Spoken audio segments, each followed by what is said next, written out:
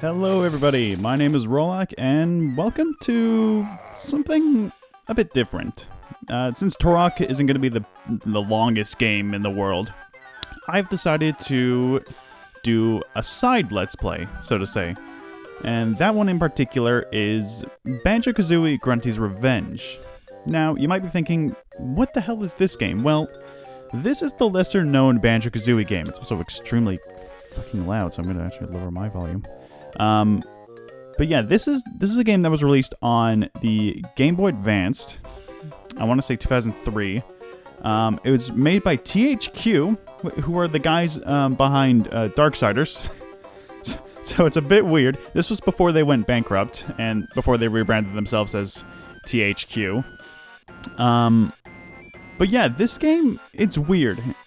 It's not a super long game. And oddly enough, it's considered canon to the Banjo-Kazooie timeline. So, obviously Banjo-Kazooie is my favorite game. I've actually never played this thing before because I never really owned a Banjo-Kazooie, or I never owned a Game Boy Advanced.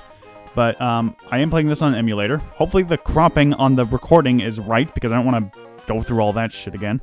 But yeah, we're going to play through this game completely new. So, let's go ahead and get started.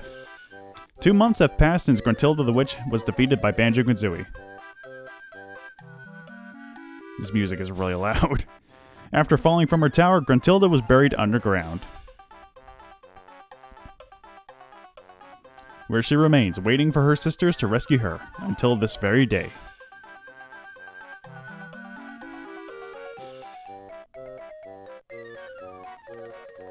Hey, Kazooie, I'll clean the barbecue while you clear things up in the house. Meanwhile,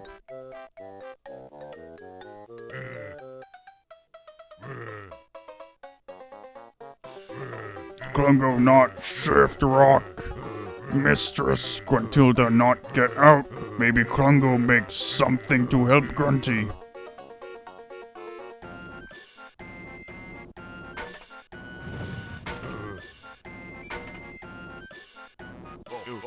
What going on here? Mumbo wait behind bush and see.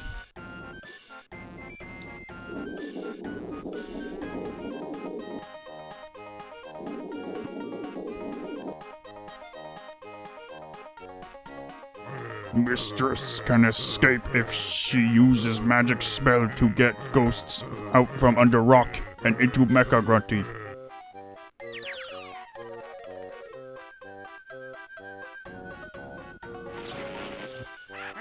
With the Mecha Grunty Klungo's made, Banjo's favor will be repaid. I'll steal Kazooie in a blast. I'll use my suit to change the past. Without his bird, Banjo's lost. I won't give up at any cost. Back at Banjo's house. Banjo need get Kazooie quick. Grunty back, looking to kidnap favorite friend of Bear for evil plan to change history. Too late, here hack comes. This game is really loud. Now I have your feathered friend. On my sisters I won't depend. With this duo split in two, there's nothing that I cannot do. Hold tight, Kazooie. We'll move quite fast to travel back into the past. Yeah, we can't let Grunty get away with this. We've got to get Kazooie back before something awful happens. Mumbo used strong magic. Send Banjo back to same time as Grunty. Banjo tried to find ancestor of Mole and handsome young witch, Doctor. They helped Bear get back. Hope magic not to have many sound effects.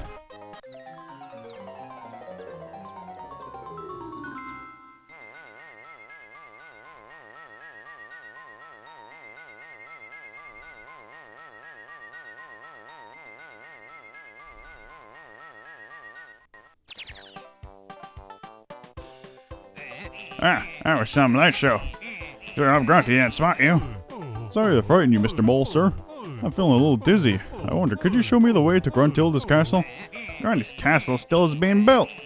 It must be Banjo. A letter about you appeared in a flash, like you just did. Came from some bimba jimba fella. Mumbo jumbo. No, it's true. I tell you. Poof, and there it was. Said you need some help to remember a few moves you've forgotten from your trip. By the way, you can call me Banjo. You'll need to learn the pack-whack first. I left my lessons at the next molehill just north of here. Press A and I'll come a-running. One more thing, be sure to bring 10 musical notes with you. I ain't doing this for charity. You'll need to collect notes to trade for moves. Okay, to alleviate my pain, thankfully... No, not that. Holy crap, that's way better. Also lower the volume a bit. Okay. God, that was a mess. Jesus. Okay. So, yeah, this game is practically a pocket version of Banjo-Kazooie. It takes place 2 months after Banjo-Kazooie. Before the official second game, Banjo-Tooie. Can't do anything about that guy yet. God, it's weird. It's really weird. This game's weird, but it's fun. It's not a bad game by any means whatsoever. It's a pocket-sized Banjo-Kazooie game. The perspectives can get a bit weird sometimes because of the top-down perspective, but other than that, it's really not a terrible game. The music isn't the best, but it's not terrible. Alright, so a new mechanic in this game... We'll get into that guy later. A new mechanic in this game is that you have to... it was introduced in Banjo-Tooie, but it's also being used here. You need to shut up, dude. You have to have notes to purchase moves. So, for this instance, we need 10 notes. Alright, okay. You also have to be in the front. Just a tad annoying, but nothing too serious. Well, I don't know. That's more like it. Let me see them notes. Here you go, Bozo. Alright, now let's see. You can use your pack to whack things. If you're standing still, just press B to trigger the pack whack. You'll need this to get into the Jiggy Temple. Just whack the switch on the floor to open the door. But before you go into the temple, why not try talking to the Jinjo Oracle? She might be able to help you find your bird. Thanks, Banzai. See you at the next molehill. So Banzai is Bottles' ancestor. Okay, you can shut up now. Thank you, God. You just found a Jinjo. Go see the Jinjo Oracle and she'll tell you more about these creatures. So Banzai is Bottles' ow! Damn it. This is a whiplash. Banzai is Bottles' ancestor. This is, I think it's 20 years in the past. I don't remember exactly the details of such, but I do believe it's 20 years in the past. As such, Spiral Mountain might look a lot different than it does in Banjo-Kazooie. Got a Gruntling there. Just take it out instantly with a pack whack. So yeah, Kazooie isn't with us. This is the first time where we actually start out without Kazooie. Our main attack is a pack whack, which is a very straightforward attack. It doesn't really deal a whole lot of damage, but it's still pretty helpful. Alright, let's go ahead and talk to the Jinjo Oracle. Which is a female, but has a very male voice. Why do you disturb the great Oracle of Jinjo? Sorry to bother you. I was wondering if you could help me find my friend Kazooie. Seek the scattered Jinjos and return to the Oracle. Then the Oracle will reveal all the secrets of Jinjodom with a press of A. Ooh, mysterious. Not really, Banjo. The Oracle does not get around much and requires fresh gossip from lost Jinjos. Impressive. You knew my name without asking. It is written all over the manual. Oh, thanks, Miss Oracle. I'll go find some Jinjos and call back later. Gruntilda has cast a spell on the Jiggy Priest. He needs your help in his temple to the south. So yeah, Jinjos work a bit differently in this game. There's still 5 to collect in every world. However, there's actually Jinjos in the main world, which is a bit different from the last one. Alright. And we're going to smack you. Alright, so whenever you see something glowing with little sparkles like that, you want to go and smack it, and you'll get this. Looks like you just picked up your first hollow honeycomb. Take them to the honeybee's hive near Spiral Mountain to get your health bar extended. Now, empty honeycomb pieces also work differently in this game. It was introduced in Banjo-Tooie, but... Oh. Okay. Those honeycombs will make you feel better when you're taking a knock. There are 4 different kinds of honeycomb. Single honeycombs give you 1 unit of energy back. 2 honeycombs give you 2 units of energy back, while question mark and exclamation point honeycombs give you back whatever the flashing honeycomb stops on when you press A. So yeah, there's 4 different kinds of honeycombs. We'll get into what those do when we actually, you know, get them. What was I going to say? I have no idea what I was going to say. Empty honeycomb pieces. They work a lot differently than they do in the first game. You have to collect a bunch, then you trade them in for additional health points. Go ahead and out. Now, the annoying thing about this game is that enemies don't always drop honeycomb pieces. These guys, whoever do. Alright, this is a question mark one. So this one will randomly select a honeycomb. Once it's on the one you want, you just go ahead and press A, and you'll get that amount back. So we'll go ahead and hit the switch. And I'll open up this, which leads into Jiggy Wiggy's temple. And we'll go ahead and collect our first Jiggy. You have just collected your first Jiggy. Jiggies are powerful objects containing magic strong enough to break the spells of the great witch Gruntilda. Gruntilda has scattered our Jiggies far and wide across many lands. The spell that she cast on this Jiggy priest prevents us from touching any Jiggies, so we are powerless to stop her. The Jiggy that you've just collected has enough power to open the way to Cliff Farm. I will open the gateway to the altar for you. Please carry this Jiggy to the Jiggy pad and press A to release the Jiggy magic. Have I said Jiggy enough? I don't think I have. So yeah, in this game we don't really complete puzzles to open up new worlds. Instead, we just simply go over to this thing, activate it, and if we have enough Jiggies, we'll open up the next world. Which is pretty self-explanatory. And it indicates how much Jiggies we need for the next time, so next time we come here, we're going to have to grab 5 more Jiggies to open up the next world. It's weird. It's weird. This game's weird. Alright, and here we are, Cliff Farm. First level. We have just enough notes to actually learn our first move. Alright, Banjo, looks like you've got enough notes to learn the underwater dive. Great, I can't wait to take a dip in some watery crevices. Let's see, you'll need to find a spot with plenty of air, so stick to places where bubbles rise to the surface. When you're near them bubbles, just press R to take a dive. While you're down there, just use A to swim higher and make sure you keep topping up your air supply. Oh, and press R to head to the surface. Okay, I'll give it a try. Are there any bubbly water spots nearby? Why not try that pool to the left? So yeah, okay. I should also go into detail about the totals in this game. So, we haven't really collected a whole bunch, but each world contains 10 Jiggies and 100 notes, like the previous game. It also contains 2 honeycomb pieces and 5 Jinjos, like the previous game. The amount of... You can actually see how many moves you have to learn in this world, thanks to that little counter in the corner there. We'll go into detail about more special collectibles for certain worlds. Each world actually has their own different collectibles, so to speak. So, with press of R, simply dive underwater. And we're in the Cliff Falls pool with our first Jiggy for this world. Now, if we're underwater and we go near these little air vents, we're able to replenish our air supply. Alright. And there's only 1 swimming speed, so don't worry about going slower with Kazooie. Alright, now where exactly do we want to go first? That's the thing. These worlds don't really have... The one issue with Grunty's Revenge that I have is that the worlds are a tad difficult to navigate and also keep track of where everything is. It also doesn't help that the notes are practically the same color as the hay bale, so it's kind of difficult to see. We're collecting them anyway. These things, I don't remember. I think these are called gruntweeds. Basically, if they spot you, they'll fly up, spin around, and once they're over you, they'll fall back down. Once they're back down, you can just give them a pack whack, and they'll be dead instantly. They'll die instantly, is what I'm saying. Let's see. Okay, this is gonna be our second Jiggy, so let's go over here and... I having fun. I not letting bleaters come out of pen. I don't think they want to play anymore, Gruntweed. You not stop. I play with little bleaters. Hee hee her. So just go ahead and do that, and there. That's pretty self-explanatory and easy. Free at last. Thank you for saving us from that barring creature. You can take that golden Jiggy in our pen if you like. Let's go ahead and grab another Jiggy.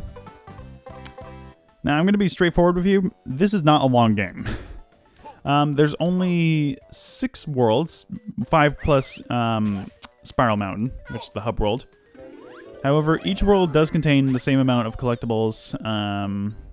10 Jiggies, 5 Jinjos, 100 notes.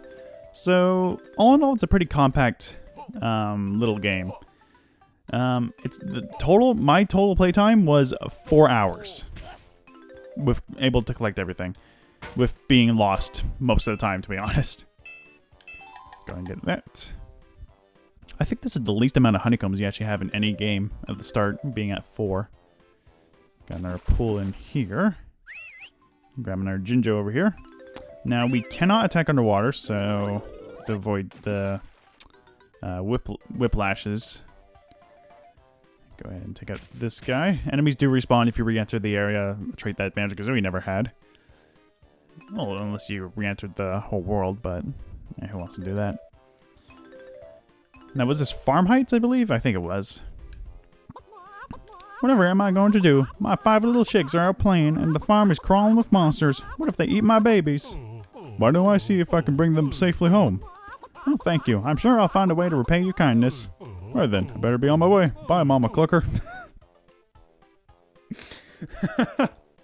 I forgot. Where? You cheeky bastards. All right. Also, another thing. This game was made for the Game Boy, a Nintendo hand console. It was made after Rareware bought, or after Microsoft bought Rareware. This is actually no, this isn't the last one, because there's actually Banjo Pilot, which I want to say was released in 2005. I'm not sure though, so don't quote me on that. 2 more games were made after made for Nintendo after Microsoft bought Rareware. After that, they didn't really see much light of day afterwards until 2008, where Nuts and Bolts came out. I'll eventually get to that one way or another. Let's see. We're going all the way over here, I don't really think. Oh, Mumbo's house. Okay, actually, yeah, it's Mumbo Skull. Okay. Can't actually do anything with his skull at the moment, considering we haven't collected a Mumbo token. So I was going to keep collecting some more notes, as well as some more of these chicks that are lost. So this game was made after the Microsoft buyout. Made 2 more games, and then nothing for Nintendo up until Smash Bros. Ultimate, where they were announced, which is fantastic. I'm waiting for that moment for quite a while. I always knew it was going to happen. Had to happen eventually, so alright. Collected almost up to 60 notes, so we're making good progress on notes. Oh, and this little minigame. Oh, Banjo, with all the baddies about, I'm not going to do the sheep noises. Doesn't feel safe to What? Oh, to bathe in the sheep dip. What? Please give the little leaders a hand to get into the dip. Press the control pad left and right to move. Hold the B to power up your cast. The longer you hold the button, the further the bait will fly when you let go. Catch 12 sheep before the time runs out, you deserve a reward. So this is going to be a repeat minigame for quite a while. It's practically a fishing minigame. This appears in pretty much almost every level, I believe. It's every 2 levels, if anything, so yeah, you can only catch 1 bleeder at a time. Just tap the button for the first row, hold it up to halfway to get them in the middle, and press them all the way to... Okay, come on. And hold it all the way to get them all the way at the back. The annoying part is that it only really works if you catch them on the way out. So if you catch them on the way in, it's really not going to work too well. Bravo! Oh my god, so dumb. Oh my god, even more. Here we go. Or you. I don't know how to pronounce that. Let's go and grab another Jiggy. Shortened version, but still pretty nice.